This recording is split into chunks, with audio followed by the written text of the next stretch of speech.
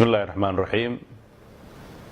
Waxaan maanta halka tacsi uga dirayaa geeridii foosha xumayd ee ka dhacday dekedda Boosaaso gudaheeda oo lagu dilay maamulihii dekedda Boosaaso Paul Antoni Formosa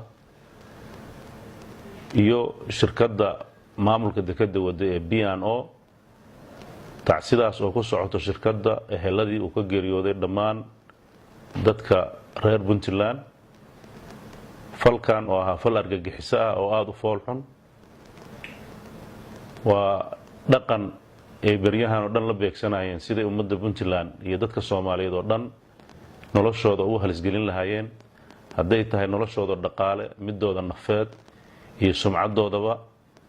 barnaamijkan maanta lagu dilay Paul ma aha dil loo geystay shakhsi maamulaha oo kaliya, waa dil loo geystay ummadda Puntland oo loogu talagalay in la baabi'iyo horumarkooda iyo dhaqaalahooda, sumcadooda iyo barnaamijyada ka socda in dalka lagu horumariyo.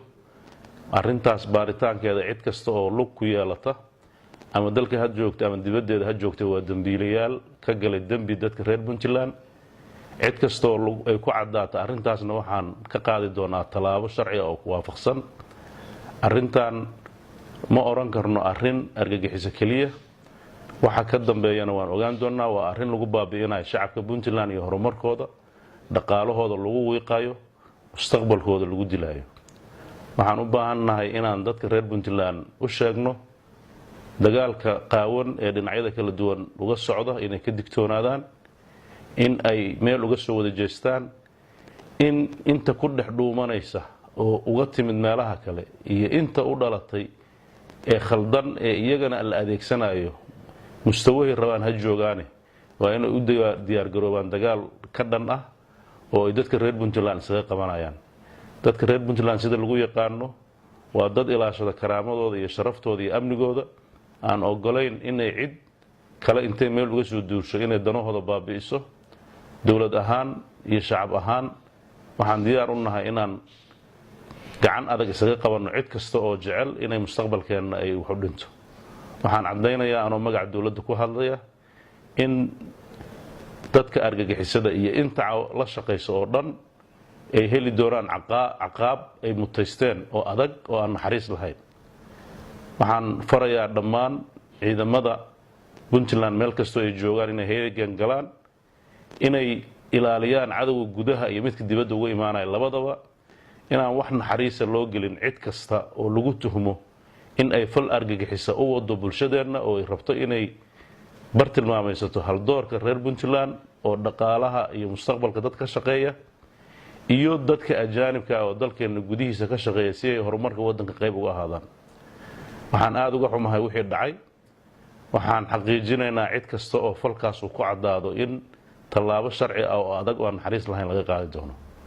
waxaan ugu baaqayaa dhammaan dadka khaasatan reer Boosaaso in ay ka foojignaadaan in guryahooda iyo degaamadooda iyo meheroodahooda ay ku soo dhuuntaan dad sharwadayaala oo raba inay ummadan mustaqbalkeeda ay baabi'iyaan. arrintan waxaan uga tacsiyeeraynaa shirkadda dowladda Imaaraadka oo shirkadaas ay ka tirsan tahay, Paul iyo qoyskiisa iyo waddankiisa. waxaan aad uga xunnahay wixii dhacay. waxaan rajaynaynaa waxaas dhacay inay ku koobnaadaan fal argagixiso oo ka dhan ah dhammaan ummadaha adduunka oo meel kasta ka dhacay inuu la mid yahay, inay Puntland raalli ka ahayn, inay aad uga xun tahay, inay meel uga soo wada jeestaan bulshada caalamka iyo Soomaaliduba sidii la isaga qaban lahaa dadkan xag jirka ah ee doonaya inay deganaanshaha adduunka khaasatan gobolkan aan ku noolnahay ay waxyeelayaan oo ajandayaal ka baxsan ajandayaasha wada noolaanshaha wata. haddaan Puntland nahay waxaan caddaynaynaa dadkaasina wax naxariis ay nooga jirin, midab kasta uu leeyahay. cid kasta oo dhex maraanna ay la mid yihiin. ninkii is yiraahda ka dhex ganacso oo guri ka kiree ama wax u fududee ama hunguri u geeyo, dowladdu waxay u ictibaaraysaa inuu isaguna argagixisan yahay oo waxba ka duwanayn. fal kasta oo arrintaas meelihii uu soo maray ciddii lagu tuhmo tallaabo adag baa laga qaadi doonaa.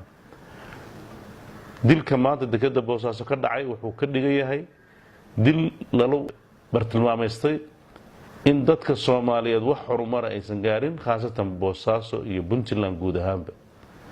Boosaaso waa isha dhaqaalaha gudaheeda in dad marti u ah dalkeena in lagu dilana waxay u keenaysaa sumcad xumo iyo dhaawac weyn oo ay kalifayso in cid kasta oo nolol u soo dooran lahayd ama horumar ka sameyn lahayd ay ka tagto. taasna waxay dhaawac ku tahay dawladnimadeena iyo bulshadeena. dadka reer Puntland waxaan ugu baaqayaa inay amniga ka shaqeeyaan, inay wadajir ka shaqeeyaan, inay dadka sharwadayaasha ku soo dhuumanaya ee meel uga soo wada jeestaan. ciidamada qeybahooda kala duwan iyo meelaha habaca ka dhacay ee dadka faldambiyeedka sameynaya ay mareenna waxaan rajaynaynaa inaan tallaabo ka qaadi doono. waxaan dhammaan maamulada gobolada iyo kuwa degmooyinka iyo saldhigyada madaxdooda iyo cid kastoo laamaha amniga ka shaqeysa faraynaa meel kasta ay joogaan inay feejignaan dheeraada muujiyaan, u diyaar garoobaan in ay wax kasta oo ummadooda liddi ku ah ay qabtaan. haddaan dowlad nahayna ilaahay idankiisa ahmiyadda ugu horeysa xooggii waxaan saari doonaa sidaan amnigana u sugi lahayn, argagixisadana u ciribtiri lahayn.